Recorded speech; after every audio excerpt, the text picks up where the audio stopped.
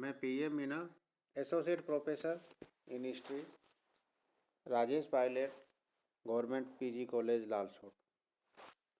विद्यार्थियों, आज हम BA पार्ट 3 आधुनिक विश्व का इतिहास के अंतर्गत जर्मनी का एकीकरण के बारे में चर्चा करेंगे। जैसा कि हमारे जो पूर्ववर्ती वीडियो थे उसमें भी हमने जर्मनी के एकीकरण के बारे में चर्चा की थी और उसी क्रम को आगे बढ़ाते हुए आज हम इस पर और चर्चा करेंगे। उत्तरी जर्मन संघ का निर्माण। ऑस्ट्रिया प्रशा के युद्ध से प्रशा की सीमा का अत्यधिक विस्तार हुआ। जिन जर्मन राज्यों ने युद्ध में ऑस्ट्रिया का साथ दिया और प्रशा में मिलने से प्रशा राज्य का राइन नदी से बाल्टिक सागर तक पहुंच गया। दक्षिण के 4 राज्यों को छोड़कर बिस्मार्क ने मैन नदी के उत्तर के सभी राज्यों को मिलाकर उत्तरी जर्मन संघ का निर्माण किया, जिसमें प्रशा के अतिरिक्त 21 अन्य राज्य सम्मिलित थे।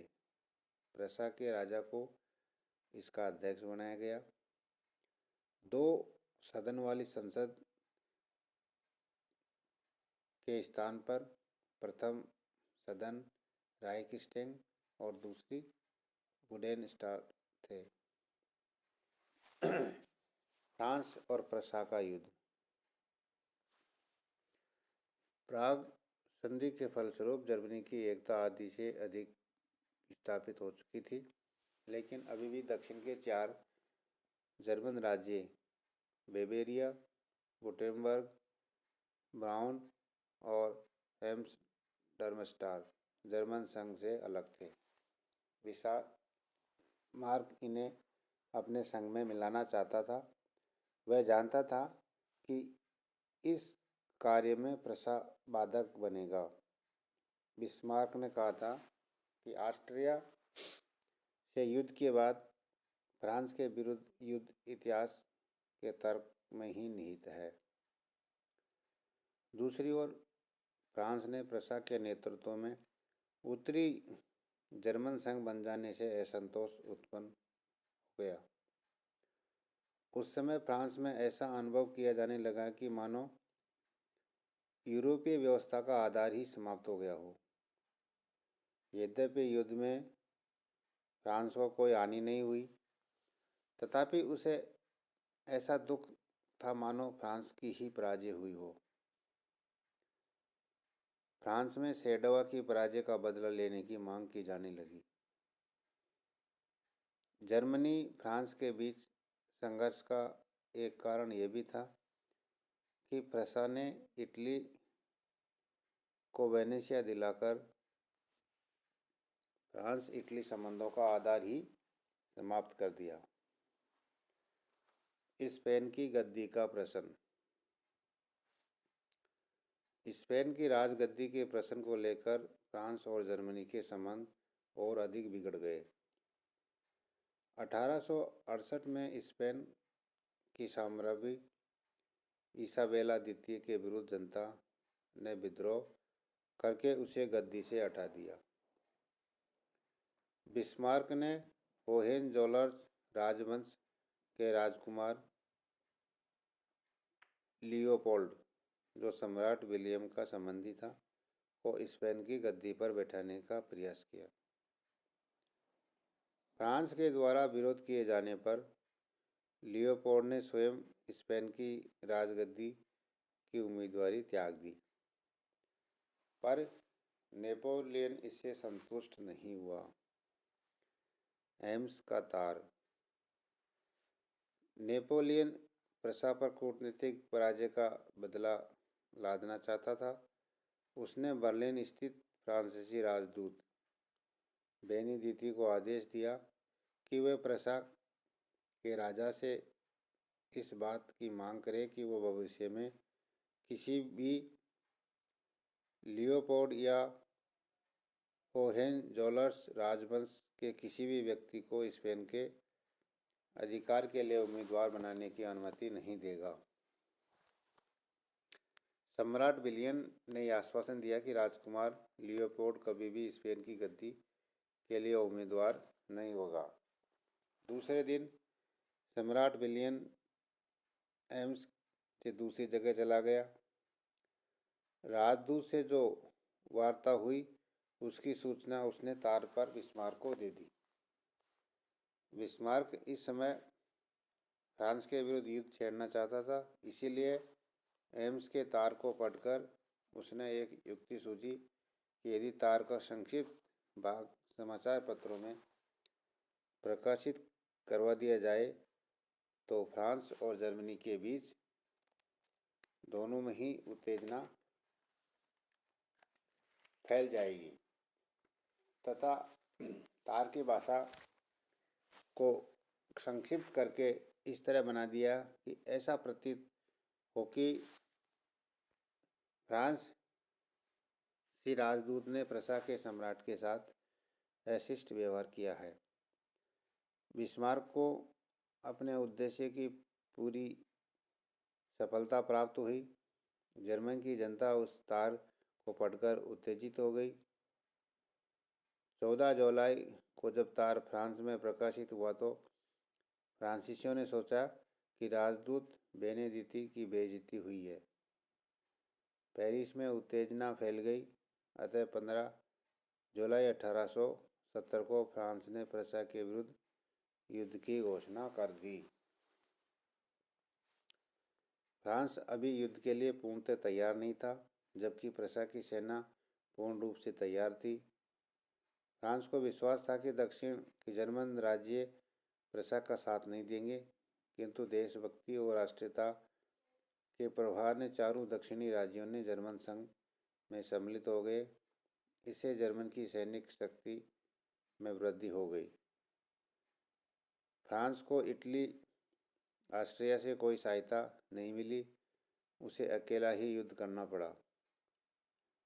1 सितंबर 1870 को सीडन के मैदान में फ्रांसीसी सेना हार गई और नेपोलियन को अपनी 83,000 सैनिक सहित आत्मसमर्पण करना पड़ा। इस प्रकार फ्रांस के द्वितीय साम्राज्य का पतन हो गया। सीडन में नेपोलियन के आत्मसमर्पण का समाचार मिलते ही पेरिस में फ्रांस की राष्ट्रीय सुरक्षा सरकार 4 सितंबर 1870 में फ्रांस में गणतंत्र की स्थापना हो गई। 18 जनवरी 71 में वारसाई के राजमहलों में बिस्मार्क ने जर्मनी के सम्राट विलियम का राज्याभिषेक किया। 28 जनवरी को पेरिस की संधि के पश्चात फ्रांस और प्रसा का युद्ध समाप्त हो गया।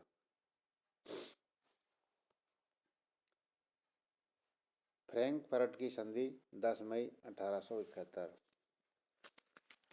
फ्रांस को मर्च और स्ट्रासबर्ग सहित एनालस और लॉरेन का भाग जर्मन को देना पड़ा। फ्रांस को युद्ध के हार जाने के रूप में 20 करोड़ पाउंड जर्मन की सेना को देना स्वीकार किया। क्षतिपूर्ति होने तक जर्मन सेना फ्रांस में रहने का निश्चय हुआ। युद्ध समाप्ति के कुछ समय पूर्व बिस्मार्क ने दक्षिण जर्मन राज्यों को जर्मन संघ में सम्मिलित करने की स्वीकृति प्राप्त कर ली थी। इस प्रकार प्रसा के नेतृत्व में जर्मन राजनीतिक एकीकरण पूरा हुआ। फ्रांस और प्रसा युद्ध का परिणाम। संसार के इतिहास में बहुत ही कम ऐसी घटना होती है जिनका तात्कालिक परिणाम इतने महत्वपूर्ण हुए हैं जितना सीडन युद्ध में फ्रांस की पराजय से हुआ। इस युद्ध के परिणाम स्वरूप प्रसा के दक्षिणी राज्यों का अपने अधीन कर लिया। प्रसा के शासक जर्मन सम्राट घोषित किया गया। इस प्रकार जर्मनी का राजनीतिक एकीकरण पूरा हुआ। इस युद्ध के कारण ही इटली का एकीकरण भी पूरा हुआ। युद्ध में पराजय के कारण फ्रांस में राजतंत्र सदा के लिए अंत हो गया। फ्रांस में तृतीय गणतंत्र की स्थापना हुई। फ्रांस को 20 करोड़ पाउंड हर्जाना तथा एल्सेस लॉरेंस की समृद्धि वाले प्रदेश खोने पड़े, जिससे उसकी आर्थिक स्थिति कमजोर हो गई। फ्रैंकफर्ट की संधि में भविष्य में होने वाले प्रथम महायुद्ध के बीज विद्यमान थे। फ्रांस के असंतोष तथा फ्रांस को अकेला रखने की नीति सारे यूरोप को दो गुटों में बांट दिया। कूटनीति का केंद्र अब पेरिस, लंदन से हटकर बर्लिन में आ गया। बिस्मार्क की बात को अब चारों ओर अधिक महत्व दिया जाने लगा। इटली जर्मनी एकीकरण की तुलनात्मक अध्ययन और समानताएं। दोनों ही देशों छोटे छोटे राज्यों में विभक्त थे। दोनों ही देशों पर नेपोलियन और फ्रांस की क्रांति का असर पड़ा। दोनों देशों में राष्ट्रीय एकता की भावना वियना कांग्रेस के बाद उत्पन्न हुई। दोनों ही देशों का एकीकरण में ऑस्ट्रिया मुख्य बाधक था। इटली का नेतृत्व वहाँ की प्रमुख राज पीडमॉन्ट सार्डिनिया ने किया, जबकि जर्मनी का नेतृत्व प्रशा ने किया। दोनों देशों में गणतंत्र का विरोध किया गया और राजतंत्रवादियों के नेतृत्व में एकीकरण पूरा हुआ। दोनों देशों का एक दूसरे को सहयोग प्राप्त किया और उनसे उनको एकीकरण का मार्ग प्रशस्त हुआ और इस तरह से दोनों ही देशों का एकीकरण 1870 में पूरा हुआ।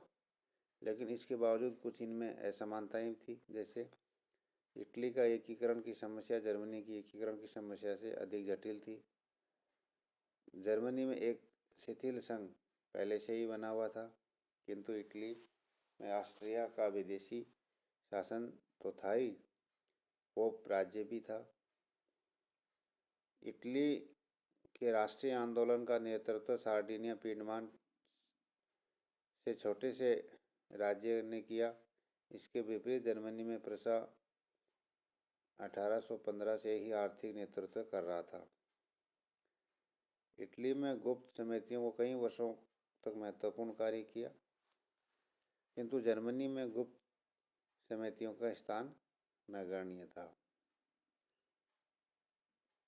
इटली का एकीकरण बिना किसी विदेशी सहायता के संभव नहीं था। फ्रांस ने उसकी मदद भी की। दूसरी ओर जर्मनी का एकीकरण बिना किसी विदेशी सहायता के केवल प्रशा की शक्ति के द्वारा ही हुआ। इटली में एकीकरण मेज़ेनी, गैरिबाल्डी और काबूल की कूटनीतिक और प्रयत्नों के कारण ही हो सका, परंतु जर्मनी में जनमत को प्रशा के सामने झुकना पड़ा और आंदोलन का नेतृत्व अकेला बिस्मार्क ने किया।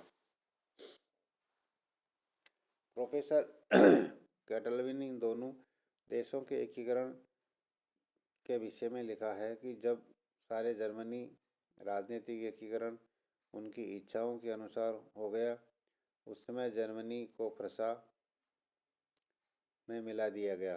प्रशा का जर्मनी में विलयीकरण नहीं हुआ। इटली का एकीकरण इन्हीं अर्थों में जर्मनी की एकीकरण से भिन्न था। सार्डिनिया रोम की ओर बढ़ रहा है और जर्मनी बर्लिन में समा गया। बिस्मार्क का मार्ग जितना कष्टपूर्ण था, उतना काबूल का नहीं। बिस्मार्क को जनता के सहयोग बिल्कुल नहीं था, जबकि काबूल की सहायता के लिए इटली की समस्त जनता तैयार थी। तो इस तरह से अब इन जर्मनी और इटली का जो एकीकरण हुआ, उसमें हम कई समानताएं, कई विभिन्नताएं देखने में मिलती है और इस तरह से हमारा जो जर्मनी का एकीकरण है वो पूरा हुआ। और आज का जो हमारा वीडियो है उसको हम यहीं पर रोकते हैं।